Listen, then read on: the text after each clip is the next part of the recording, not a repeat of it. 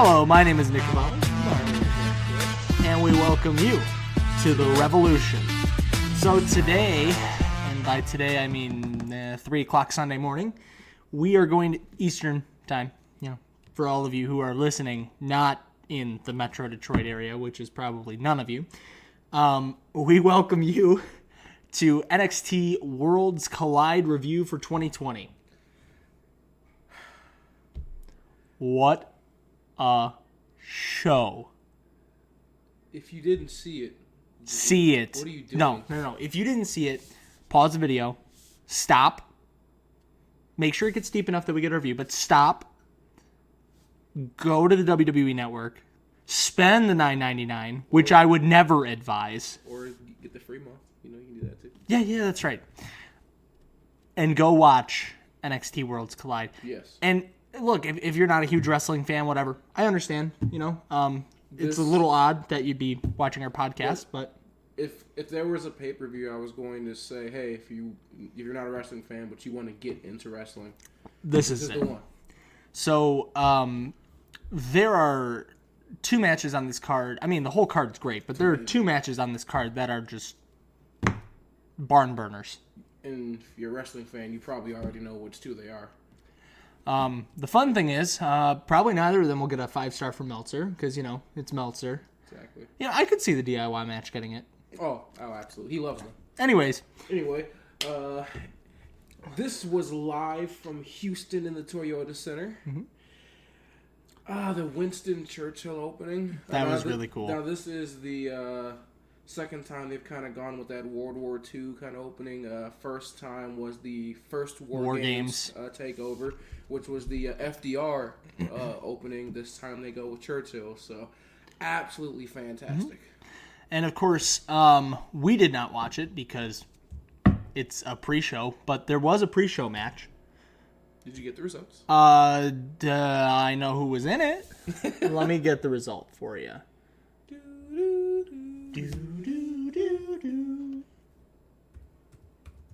Yeah, so... Anyways, it was Mia Yim and Kaylee Ray. Yeah, also... Yeah, well, I mean... If there's another reason we didn't watch it. What's the result? Kaylee Ray won.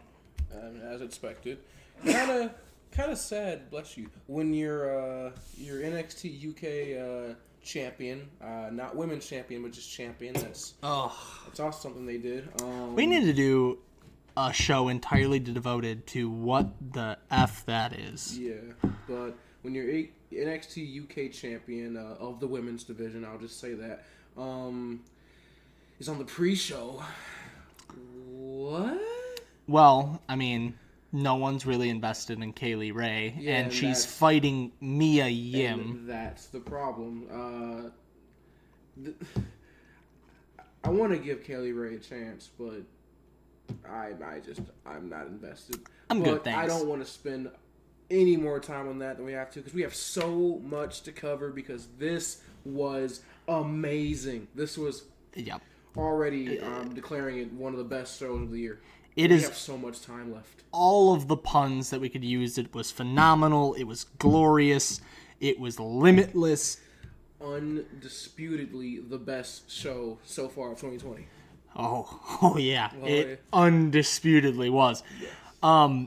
So we will go ahead and kick things off the same way they did with Finn Balor and Ilya Draganov, which, okay, give me your reception. This is your first time seeing Ilya in action.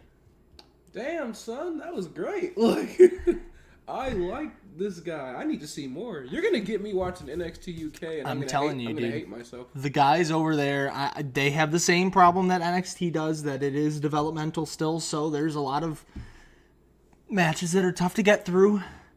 But then you get, Ilya Dragunov versus Walter. Walter.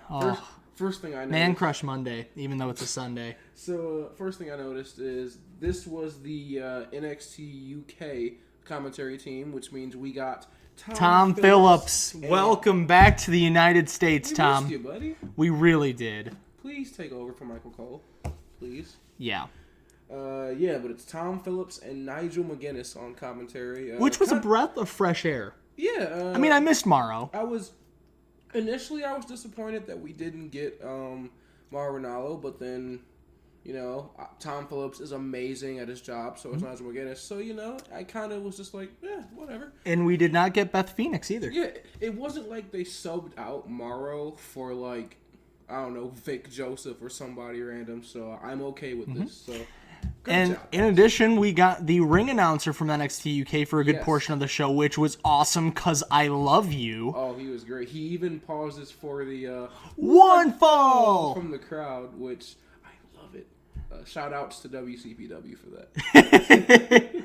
And just British independent wrestling in general for a lot of the things that NXT UK has brought into the more mainstream.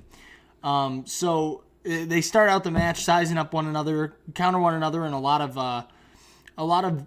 it's an opening set filled with counters basically, and it's just to show that their in-ring abilities are rather well matched. There's even one spot where Ilya smacks Balor. Yeah, Ilya he's posing, fist up.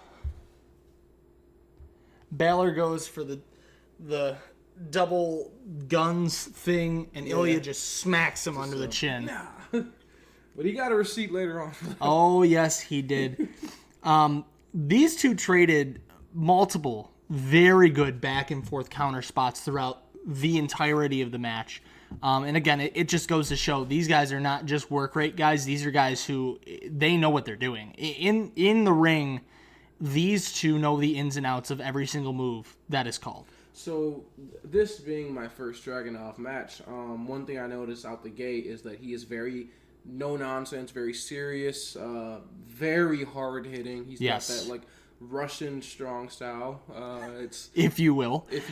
And that was kind of like the difference between the two. Finn Balor is very flamboyant in the ring. He's very much of that, like, acrobatic, like... And Draganov does have his acrobatics, yes, but he, out of the gate, is stone-faced with those contacts. Like these bloodshot red contacts. Perfect. And amazing. He is one of the most hard-hitting guys pound for pound, I would say. Because, I mean, obviously there's some guys who are a little more hard-hitting, which we will, oh my God, get to. But yeah, Ilya looked really strong in this match. Yes, he did. And of course, it was important. Of course, the ending, Balor hits a shotgun dropkick, a coup de grace, and then a 1916. Oh, well, there's some good spots in this Go ahead, match. call out some spots. I mean, you got to talk about there was the knee drop across the throat, which was fantastic with the exposed knee. Yeah, that was of course from Draganov to Balor. That was a yikes. And then of course he did something that WWE guys don't tend to do. He went after a body part. Yeah. I mean, as much as I make fun of Randy Orton, props to the guy because he sees an injured limb and he goes after it. Yeah. And that's exactly what Ilya did. There was just the basic double stomp from Finn Balor. He landed again on the neck. A lot of, like, neck targeting spots. From Draganov, there was a Roman deadlift German, and that got the closest near fall, I thought, for Draganov. That was insane. That move is just... there aren't words. I mean, it's not like it's something spectacular or acrobatic, but it's just the amount of strength that it must take to pull off that move. Then there was what McGinnis called the 6-1 line, which was essentially just, like the old swinging through the ropes thing, and then a vicious clothesline. Followed that up with a coast-to-coast, while Balor was kind of draped over the bottom rope. That was brutal. Yeah, this, again, a great showcase for Ilya Dragunov, but it did the most important thing in the end. Yeah, so this match ends with a senton by Dragunov being countered. Finn Balor puts the knees up. And then we get a shotgun dropkick into the corner. Coup de grace with no give. None at all. That was the chest. Extremely, extremely, extremely stiff. And then finally the 1916 for the victory. 1, 2, 3. Balor is victorious. So for how much I love Ilya, and of course this did wonders for him, as has every single match he's had with a veteran competitor like Finn Balor, but it did the important thing that it needed to do, too. Right. It pushed Balor, and it continues to grow him in the NXT brand towards his encounter with Johnny Gargano coming up in 3 weeks from, well, today now, in Portland, Oregon. Yes. So everyone wins in this match. This was great. Well done, Balor and Draganov. Next, we get the Grizzled Young veterans. Yes, and the Broserweights shot in the crowd, and they are going to fight for the. Whoever wins the Dusty Rhodes Tag Team Classic, they announced not only, of course, gets the trophy, but they also get a shot for the NXT Tag Team titles at in Portland. Yes. And the Grizzled Young vets, surprisingly, they're upset about this. Yeah, they're like mad. They're upset because they say it's like a disgrace to have the Broserweights in the finals of the Dusty Classic and possibly challenging for the Tag Team Championship belts because we got a real tag team. Yeah, you guys don't have a rap sheet that started anywhere before this. Yeah. And then, of course, Matt Riddle gets on the mic. Bro. Says that he is excited to hear that the winner of the match will have that Tag Team Championship match, and he knows that his partner, Pete Dunne, is smiling about this. Smiling ear to... That's Pete's happy face. And, of course, Dunn then makes all of the weed jokes and says that Wednesday will be the bitter end of the Grizzled Young veterans. It was so great. Followed, of course, by bro. And then the shrug. That was great. I'm loving this tag team. Just make them a full-on tag team. It's great. I love it. And we could lead to one of those tag team breakup spots in a really good feud. Really good feud. It'd be fantastic. So next we get Isaiah Swerve Scott versus Jordan Devlin versus Travis Banks versus Angel Garza. Fatal 4-way match for the NXT Cruiserweight Championship, which of course was newly redesigned and unveiled by Triple H on, I believe, Twitter before the event tonight. This was my early night match of the night candidate. Like when this happened, I was like, "Wow, this is really good." Yes, I don't think anything's going to top it. Boy, was I wrong. Yeah. It was a great matchup if you look at it. But the thing that I didn't think I would see would be the Kiwi Buzzsaw showcase.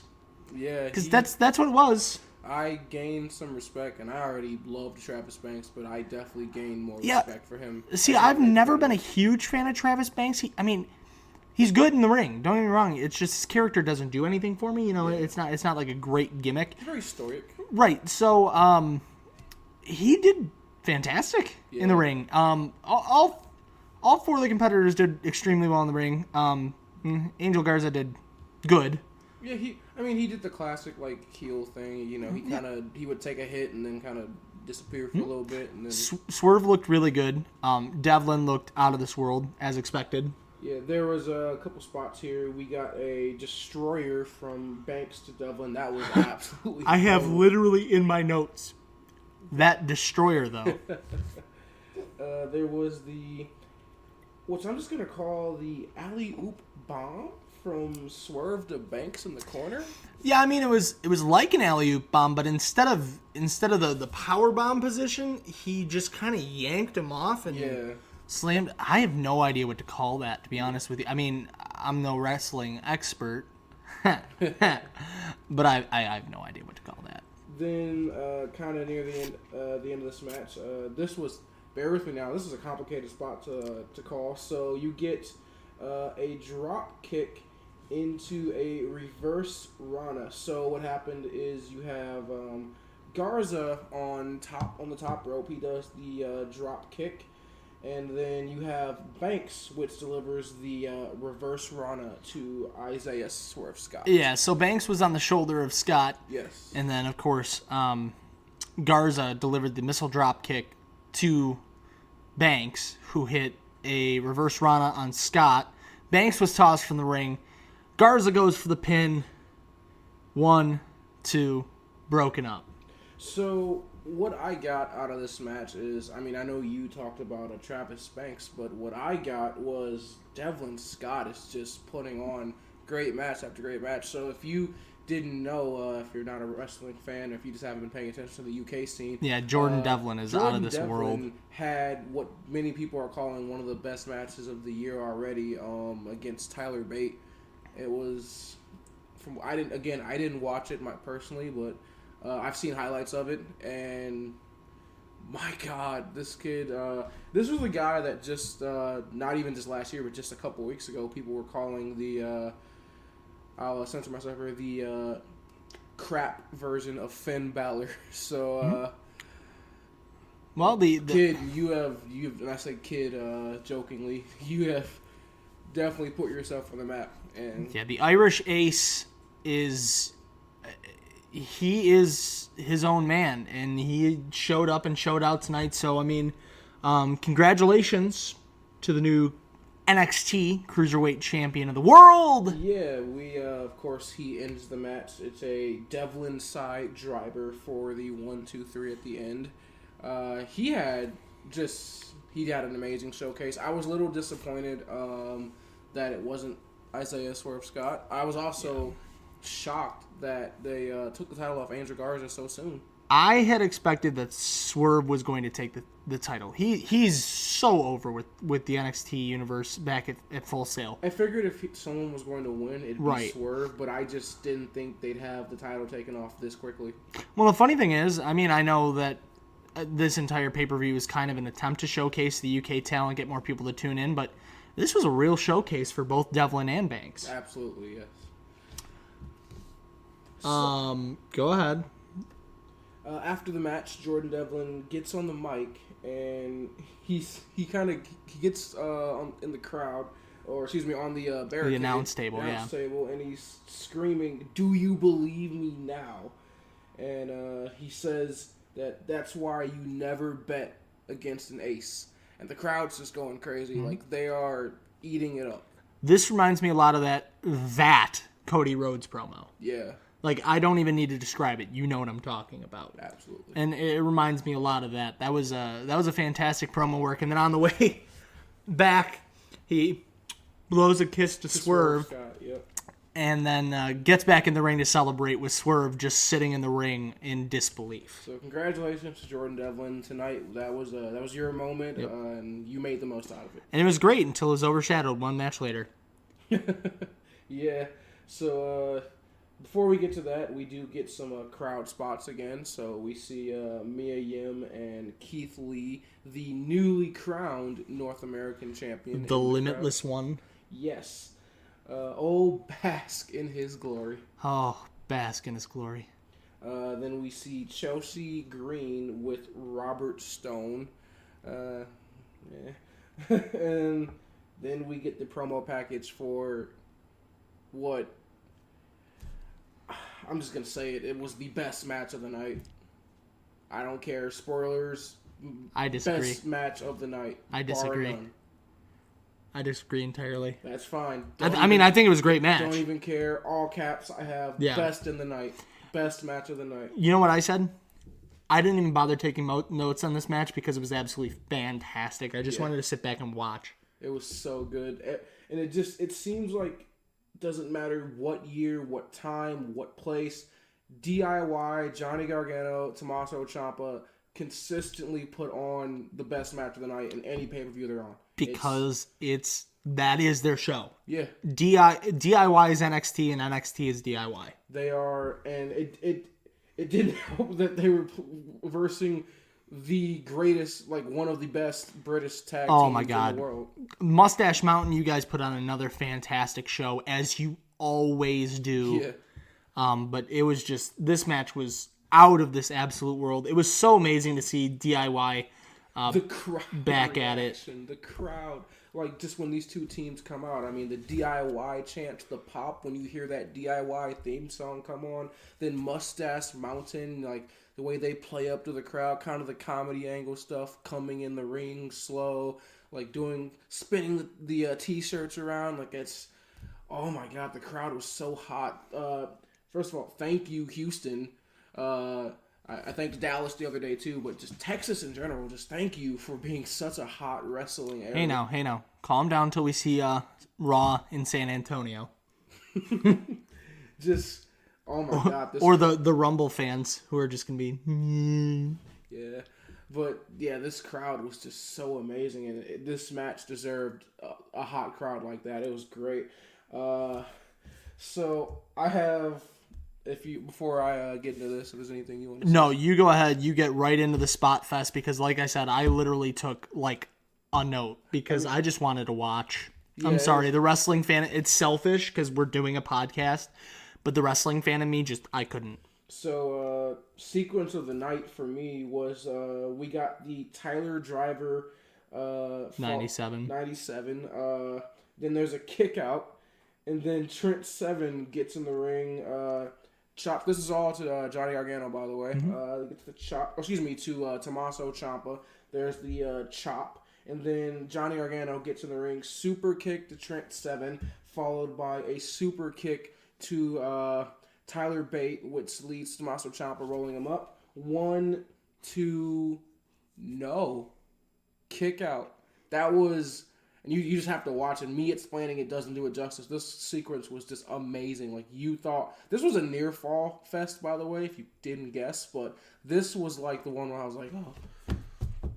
I thought that was it. And you get more of those later on in the match. I mean, you get the meet me in the middle spot countered into the bop and bang double by Trent Seven and Tyler Bate. Followed by the burning hammer, 1, 2, 3, kick out. I thought we both looked at each other. We were like, "That's the match." That's it. And then we were like, "Oh, that was amazing." We then get the spot where Tyler Bate's going for, I don't even know what to call this move. It was like some weird 620 spinny, I don't even know. Oh, it's the airplane spin. No. I'm entirely wrong. I thought you were talking about the spinning move from the ground. From the top rope when Tyler Bate just kind of does that a weird, I don't even know what that was. So I just called it the dive. Tyler Bate goes Cole. Yeah, so Tyler Bate... The dive! Tyler Bate goes for the dive, and when he does, Ciampa's so smart, pulls Trent Seven over him so that Tyler Bate lands on him, and then while Tyler Bate's celebrating, he rolls up Trent Seven, almost gets the fall, and then Tyler Bate turns around while he's celebrating and goes, oh shoot, breaks up the pinfall. That's ingenious. That's so good. But then, of course, we get, inevitably at the end, we get the meet me in the middle for the 1, 2, 3 DIY picks up the pinfall. And, I mean, this match was just ridiculous. It was great. It was a barn burner. It had everything from the comedy angles in the beginning. Mm-hmm. I mean, you had the part where, you had the kind of comedy angle between Johnny Gargano and Tyler Bate. You had the test of strength between Tommaso Ciampa and Tyler Bate. My favorite, the Tommaso Ciampa and Trent Seven flex off.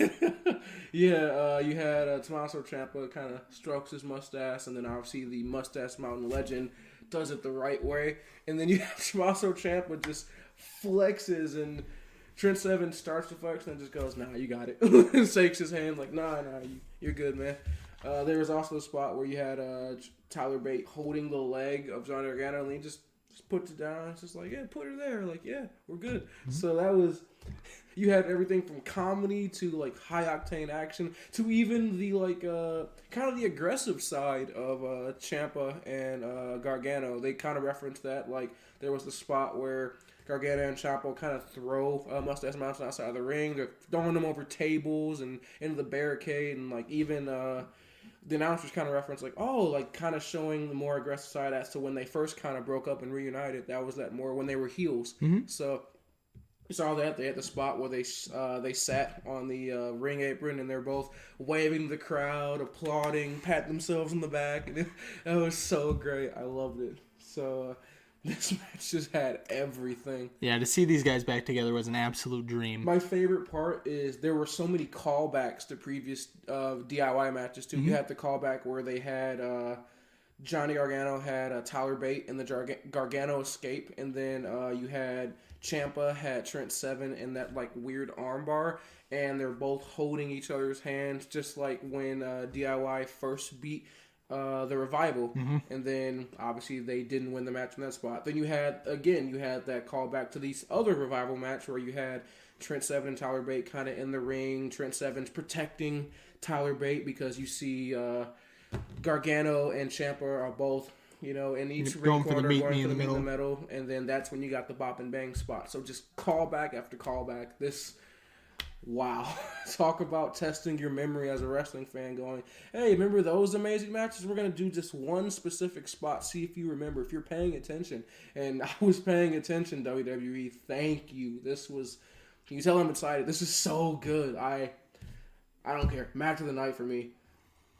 You're like a kid in a candy shop right now, to be honest with you. This is great. This is so good.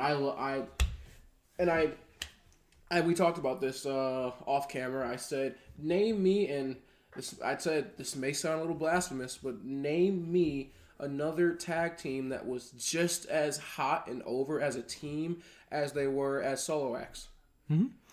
And the only thing we posited was DX, but the second coming of DX. Yeah.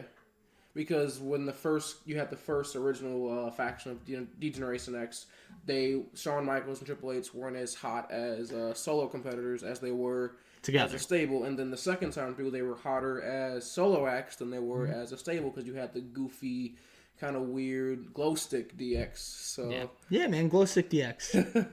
So no, these two are the heart and soul of NXT. NXT for life.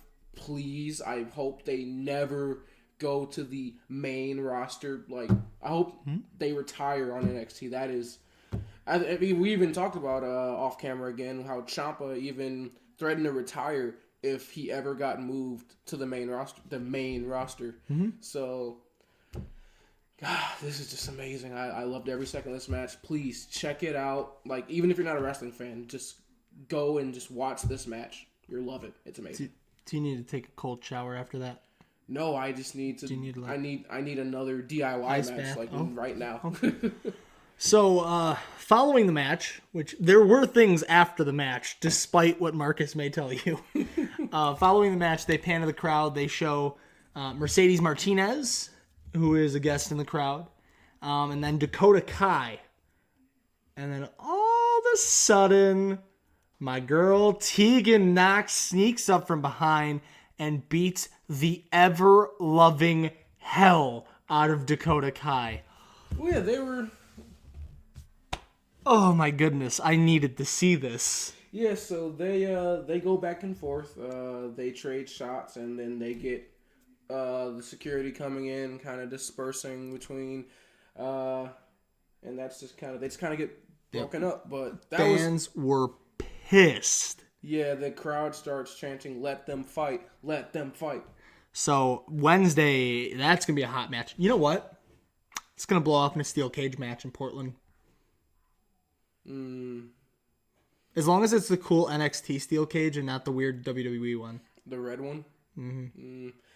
As long as it's better than the Sasha Charlotte steel cage match. I would bet you it will be. I hope so. I mean, and those two were like some of the best women's wrestlers in the company. So you got to top that bar, and it's not a high bar. And then of course they pan afterwards. Bianca Belair is in the crowd as well. Yes, Bianca Belair, love you, girl. So we get to the NXT Championship match. Yeah, I didn't stutter. No, the NXT Championship. We kind of touched on this earlier. Recently, Becky Lynch came forward and expressed displeasure with the fact that the women's championship was being defined by gender. Because in traditional combat sports, it's not. In traditional combat sports, it would be defined more as a weight class. I agree. I think it's a good idea, but the problem is you're not defining it by weight class. And what it realistically is that when you were calling it a women's championship, we're defining it by the division, which is your version of a weight class. That's why there are different divisions. There's a tag team division. A single person can't win a tag belt because they're not a tag team. Exactly. So, and it's also, if you compare it to actual wrestling, then it's called women's wrestling. Like, that's literally what it's called. Right. So, or if you're comparing it to other sports like women's soccer or women's basketball. Right. So, which to be fair, in women's soccer, women's basketball, it would still be, they're just, World Cup champions, or they're WNBA world champions or something.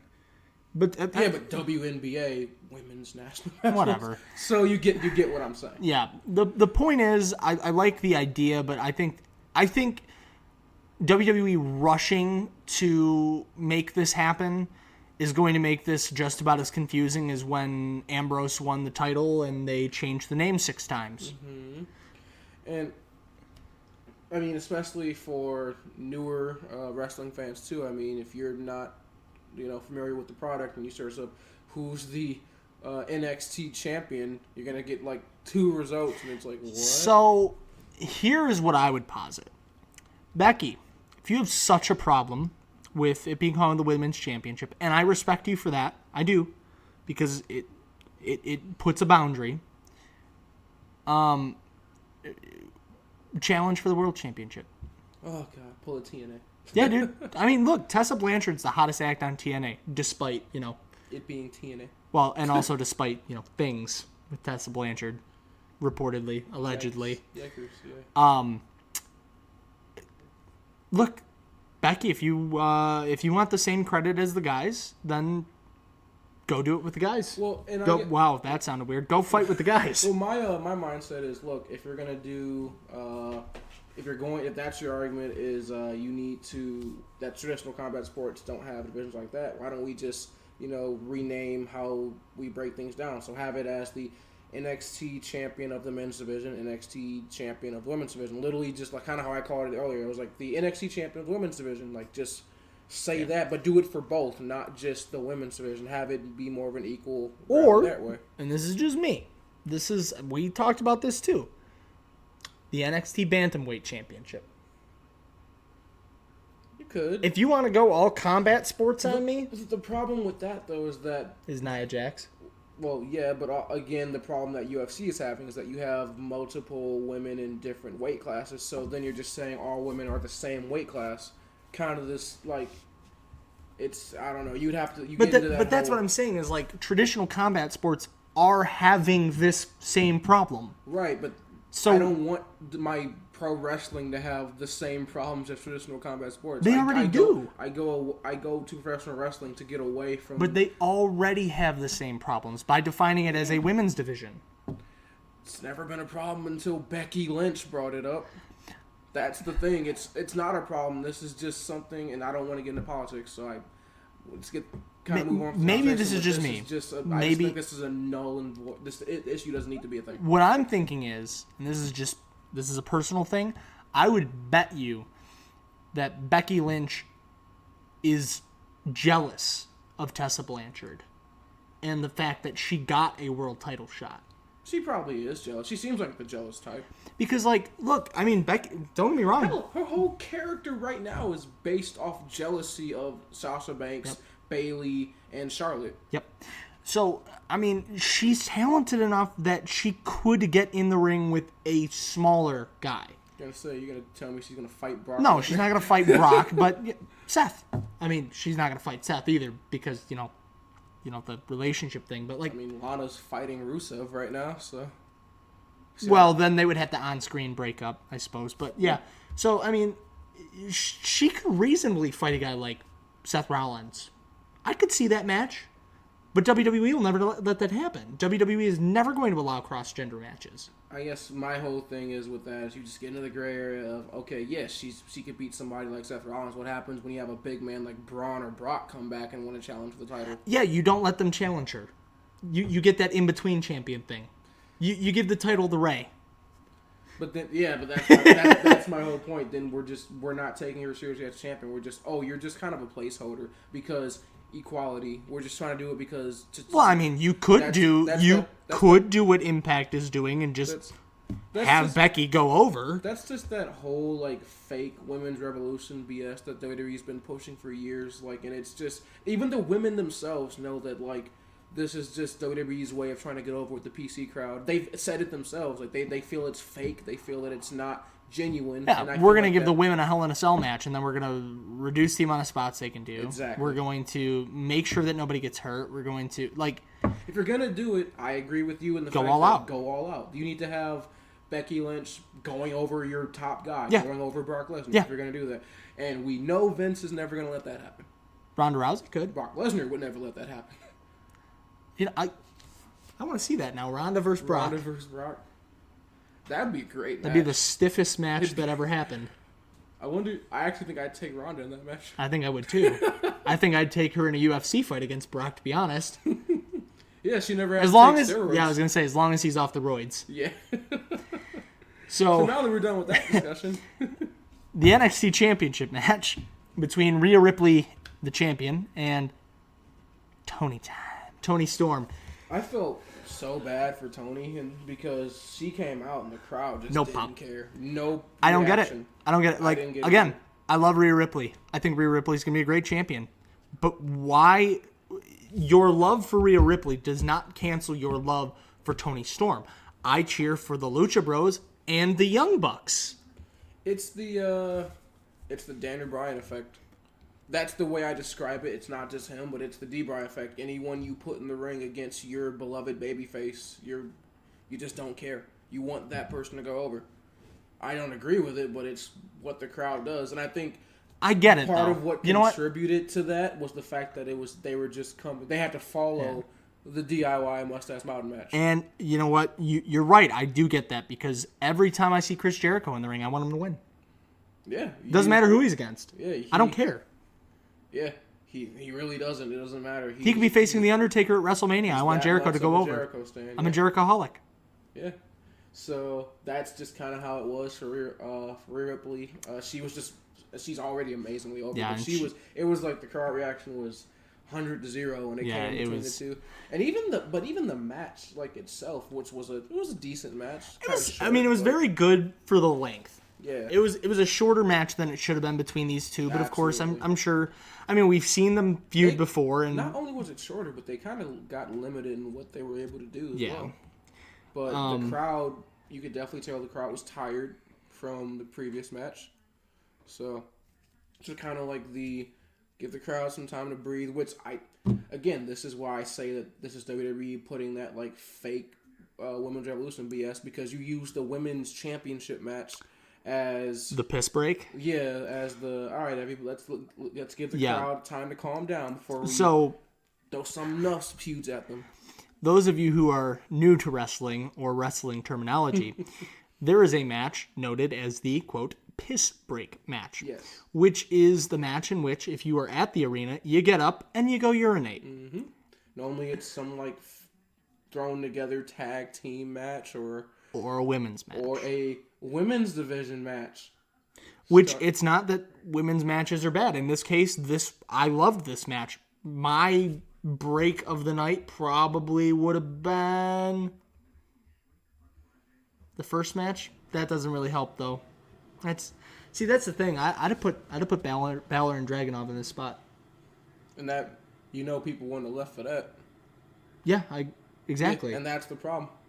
Like so they go, what match do you put on? That's I guess the dilemma of having. You need to have a match between your hot matches. If I'm being honest, that if you're gonna put a match in the spot, I don't want to put another women's division match in there, but you could have put the Kaylee Ray versus that would have been a good idea. Instead of putting it on the pre-show, just that. And to entice people to watch the pre-show, you could have put Balor on the pre-show, or you could have put the NXT Championship on the pre-show. Yeah, I would have much rather had Kelly Ray versus Mia Yim in this spot. Which is a match that literally nobody cares about. Nobody cares literally about at all. Nobody.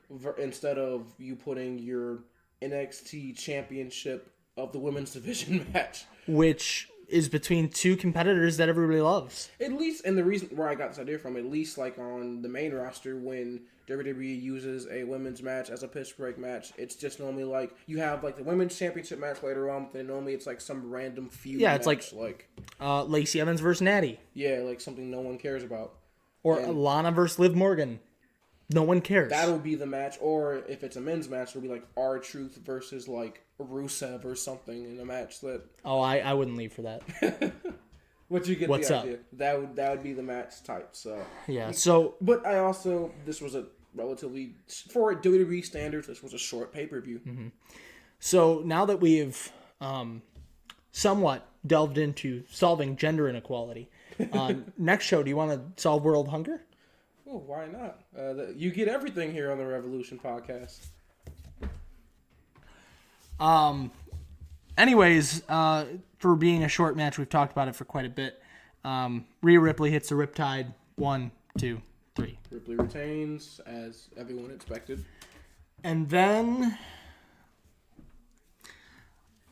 barring anything that I may have missed in my notes, the match that we have all been waiting for. You did miss one thing. Of course I have. After the match, as per usual, you get Bianca Belair. The stare down. And Ripley gets on the top rope. She's holding up the title, and they're kind of exchanging words back and forth after the match.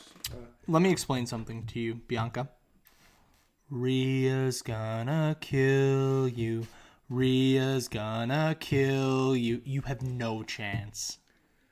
What does I look? See, I don't think it'll be a squash like the Toni Storm match. It's going to be a much better match because Bianca is, not saying Toni Storm isn't amazing, but Bianca is definitely more over than Toni Storm, and you're lying to yourself if you don't believe that. But, and Rhea's still going to kill her. But Rhea's going to win. I'll give you that. She's going to win. I have no idea who is going to take this title off Rhea Ripley. Like, we had this problem with Shayna Baszler, and then I said Rhea Ripley. And now Rhea Ripley has it, and I'm like, what, Shayna? I'm strong. It's either going to be Shayna for a third time, or I strongly believe it could be Io. I could see Io Shirai. Over and she's so strong style based. Or they're going to, you know what they're going to do? After she's done with the Dakota Kai feud, it's going to be Tegan Knox. Okay, look, I was going to say that because, look, Triple H loves Tegan She's Knox. the John Cena of the women's division. She really is, and I don't have a problem with it. That's the difference. And look, I've always liked... I never had a problem with Cena. I was going to say, I've always liked John Cena. Tegan Knox is the chosen one. She is... Oh, yeah. Oof. Yikers. She is the Drew McIntyre before the return. The John Cena, the Roman Reigns. The anointed one, as they say. Hulk Hogan. The Rock, Stone Cold, whatever your top guy or gal of the business is, Charlotte Flair nowadays, it's Tegan. It's Tegan, and Triple H has made that very, very clear from the day that she signed as Stephanie Newell, and they've transitioned her into Tegan Knox for the second Mae Young Classic. Mm-hmm. From day one, she has been Triple H's go-to. I guarantee you, had Tegan not got injured the second time, instead of Rhea, it would have been Tegan beating Shayna Baszler for the title. Had Tegan not got injured the second time, it wouldn't have been Toni Storm that won the Mae Young Classic. Exactly, yeah. I mean, she was slated to win the first Mae Young Classic, got injured, and then was slated to win the second Mae Young Classic, and got injured. They have to throw her a third one before she can challenge Rhea Ripley, though, right? I don't know. As Dakota Kai said, she's due. Oh, no. I hope not, seriously. I really hope not, too. In all seriousness, no. I mean, Tegan Knox is great in the ring. She's amazing. But yeah, it's go watch some of her indie stuff. It's going to be, I think, one of those three women. Maybe we get a fatal four-way. I'd love that. Oh, man. That'd be amazing. But no, that's the only thing that you missed from your notes. So we're going to get into what I believe he thinks is the match of the night. And it's neck and neck.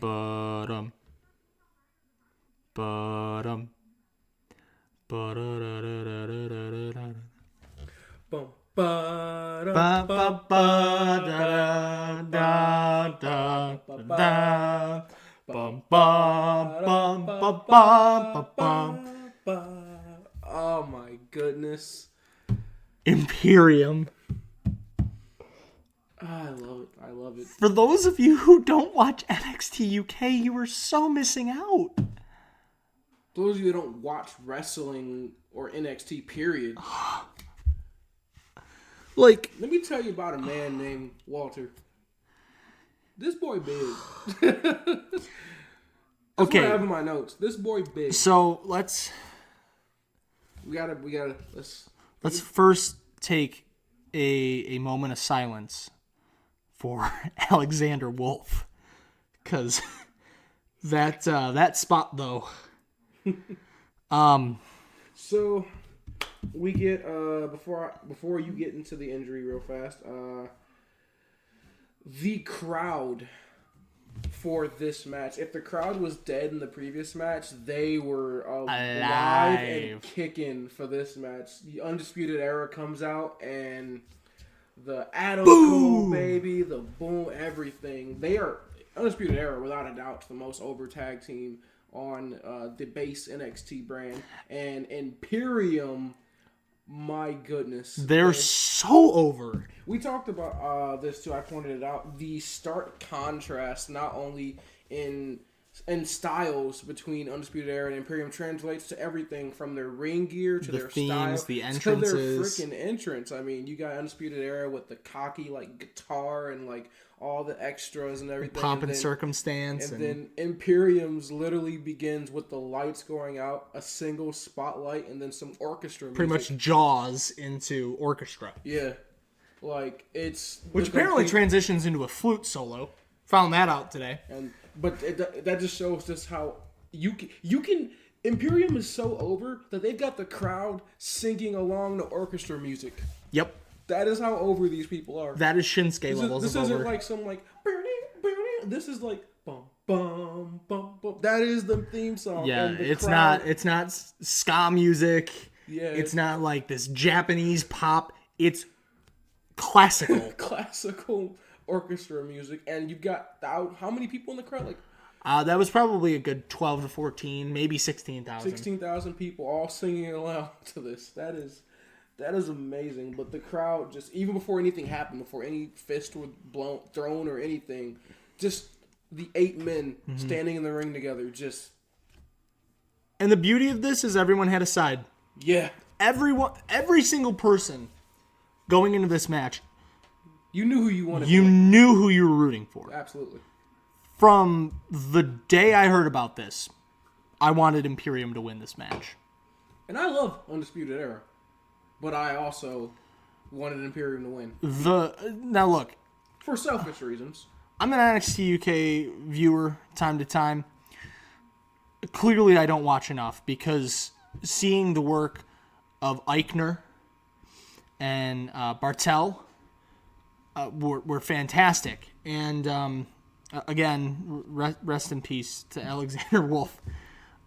So, all joking aside, the match started with a rather gruesome injury. Yeah, and this wasn't a planned spot. No. This changed the whole complexion of the match, by the way. So, Alexander Wolfe was hit with a double team move from the Undisputed Era where one of them connected with a knee to the back of the head, and he went out. Like a light. They counted 1, 2...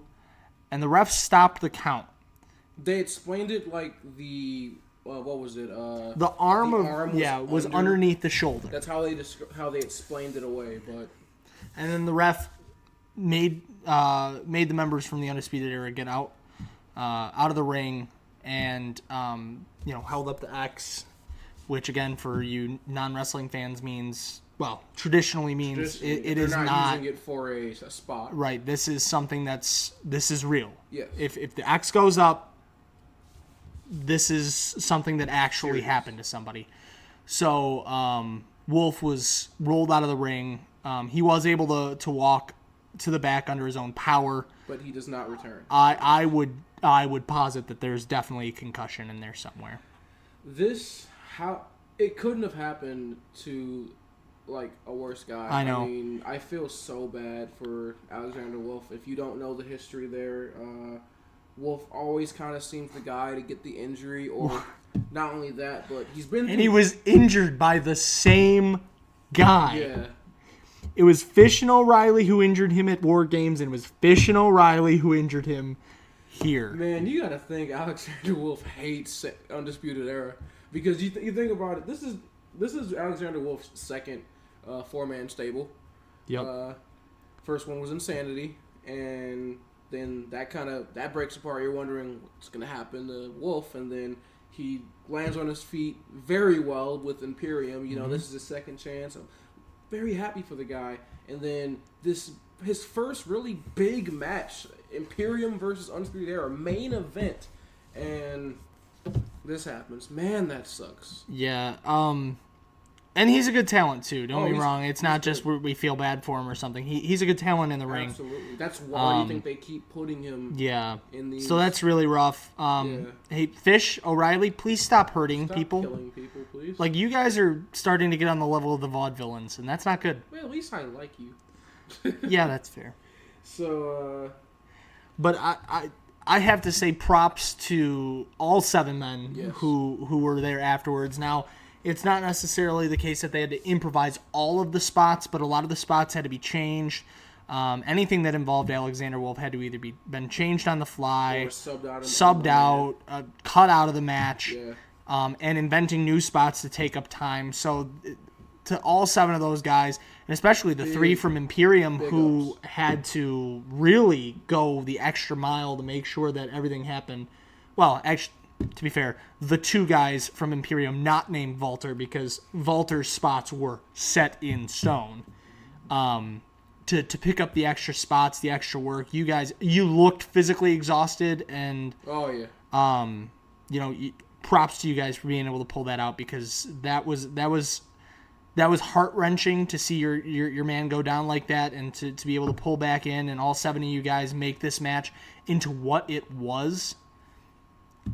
I cannot voice how strongly I feel that was wrestling at its finest. Yeah, massive ups to you guys. I don't even really want to break this match down too much. I won't break it down too much. It's one of those where it's hard to describe, and you just have to watch it for yourself. I'll touch on just 2 spots. I'll let you go. Yeah, I'm not going to sit here and spot name either. I wouldn't really have the time to do that. Yeah, that would be a whole video in and of itself. But not only this match. Now we talked. I mean, obviously you had the DIY versus Must Have match earlier, but this match, not only in terms of spots, but just length. It's just long. You almost feel like that's why the women's match was so short, because and that could be the case. Yeah, because this match was, how long did you say it was? Like an hour and a half? No, I was exaggerating, yes, but it was a very long match. Is there anyone in the world who does not see Walter as a guy who could genuinely kill a man with his bare hands? Oh yeah. And again, I'm not gonna sit here and spot name or name spots, but who in their right mind is gonna step in the ring and trade shots?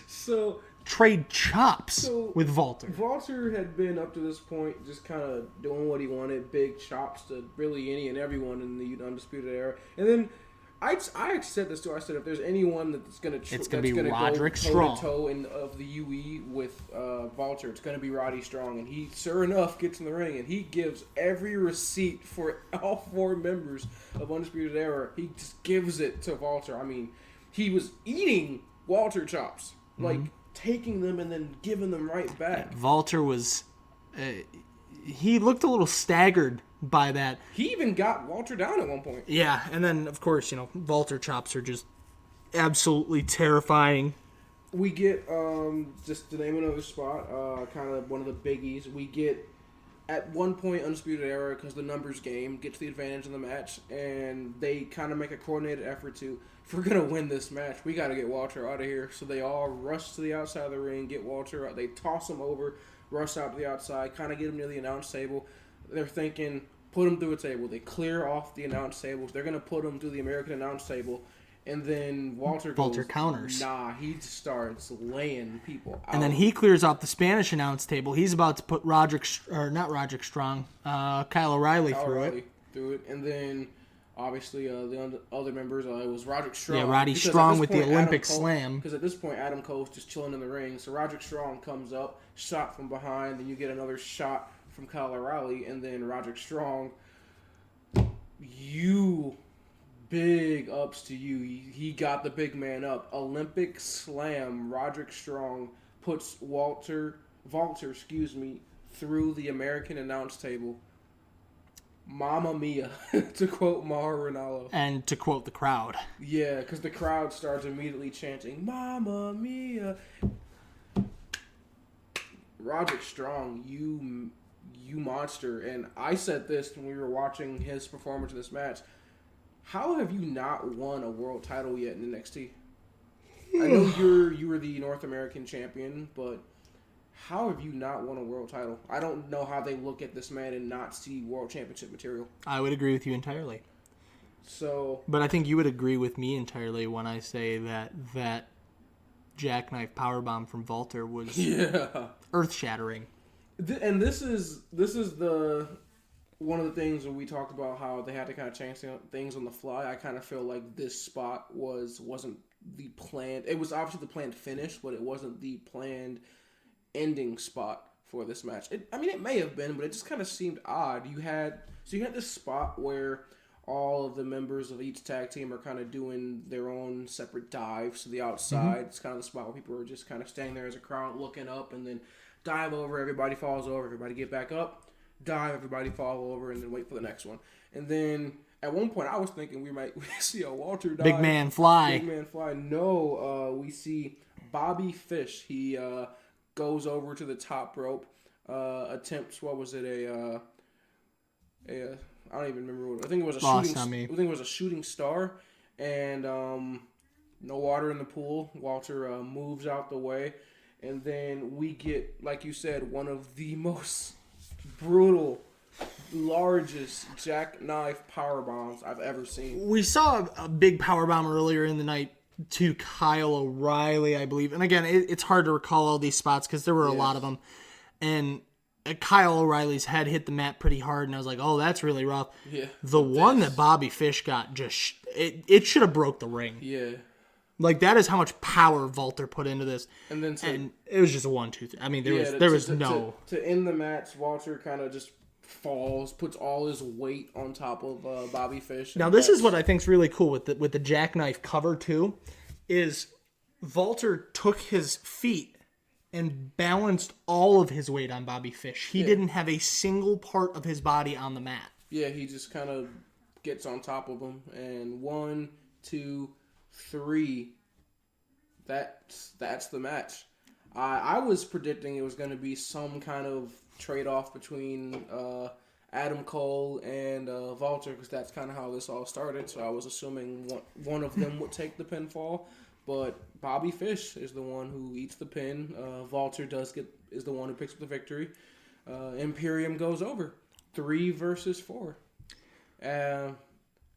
Great job, guys. Props to everybody who was in that match.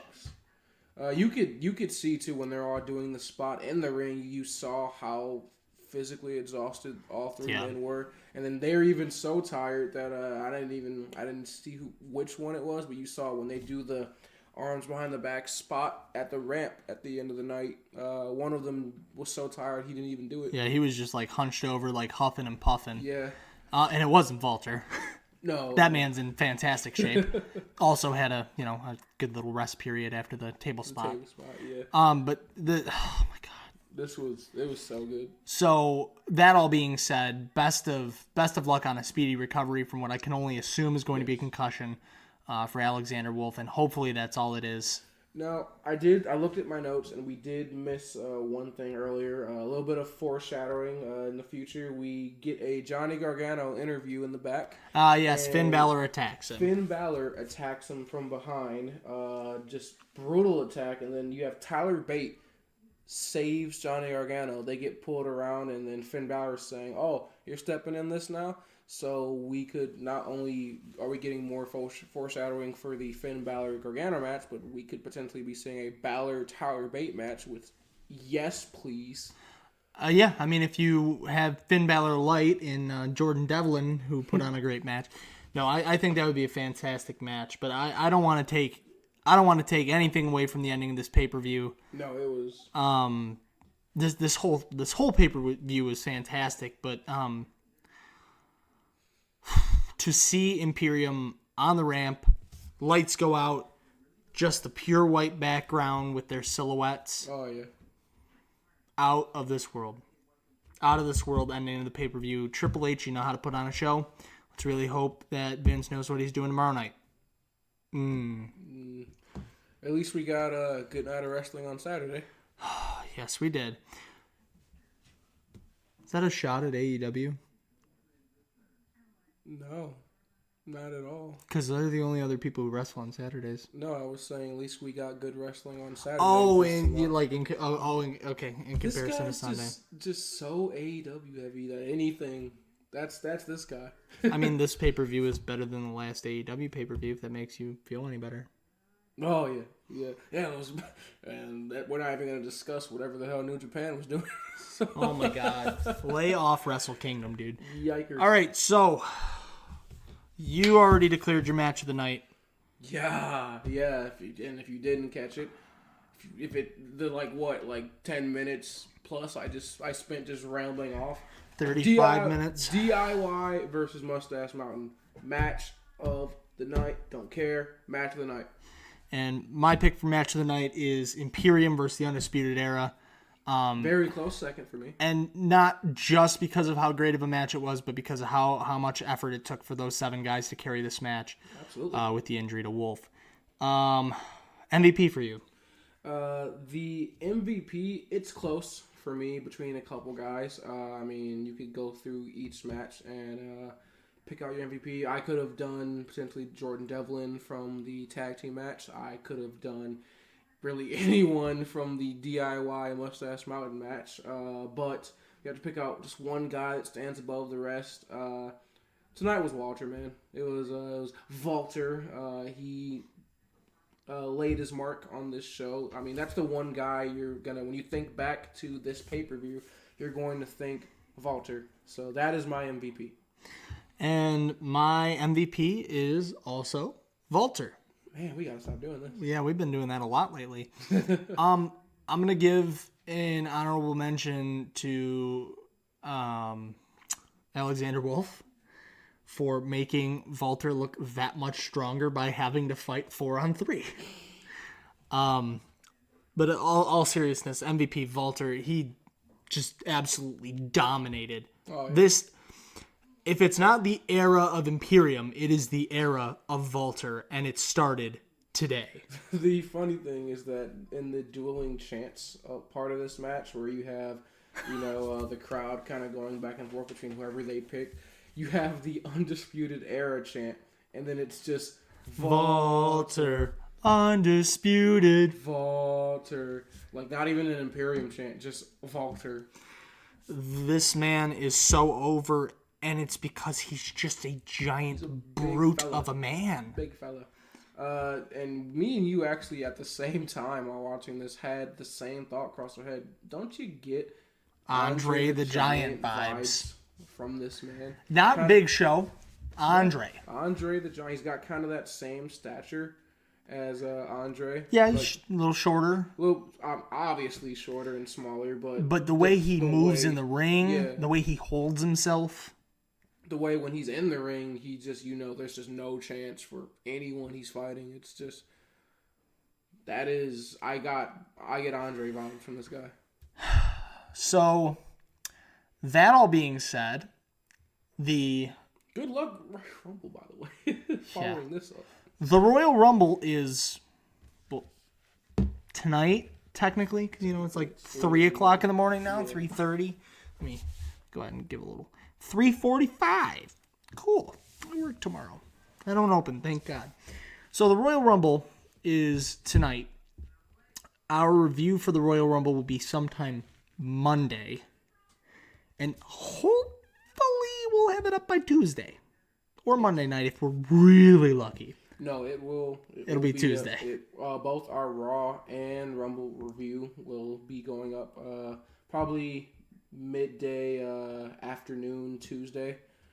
I'll say will be the time it'll go up. Obviously, if you check my Twitter, I will be posting updates on when the videos will be released. And of course, we'll get the Rumble one out to you first, if possible, and then the Raw review kind of just whenever we get the chance to get it out. Yeah, it'll probably be back to back, if I'm being honest. Yep. So content overload. I mean, that's what this whole weekend is, anyways, right? Absolutely. Friday, Saturday, Sunday, Monday. So we're doing it all for you guys. Mm-hmm. So I watched SmackDown for you. So, oh yeah, if you saw that review, yikes. So, with that all being said, my name is Marques White. My name's Nick Cavalli from Studio 6, live here in Sterling Heights. Don't forget to look in the description there, follow all our social medias, the official Wrevolution podcast Twitter, @RevolutionPod. I'm not seeing enough of you guys following that, so I'm going to keep hitting that until you follow us, and not enough of you guys are hitting that little subscribe button there too. So make sure you. I'm seeing I got more views than subs. I don't like that, guys. I need to see that sub count jacking up. So who do you think you are, JD? Like getting all angry at people? I'm not getting angry. I'm just I need to see that sub count going up, guys. I'm going to ask you very nicely to subscribe. Nah, screw that, man. Because my life depends on it. And while you're hitting that sub button, go ahead and tap the little notification bell over there. That way you actually get notified of when our video is released, so we don't get another Monday Night Raw review. Where it was 1 view for 4 days, and then all of a sudden skyrocketed to 8. In addition, of course, follow our individual socials. I got WR Fight Mode Nick on Twitter and Instagram. And like I said, you know where to look for mine. Anyways, we've had a fantastic time tonight into the early morning, and possibly, well, no, not possibly, certainly doing more work before I go home. With all being said, it's time. It's time. It's time. It's been time. Yes. So, I've been Marques White. I've been Nick Cavalli from Studio 6 in Sterling Heights. We invite you to join the Wrevolution.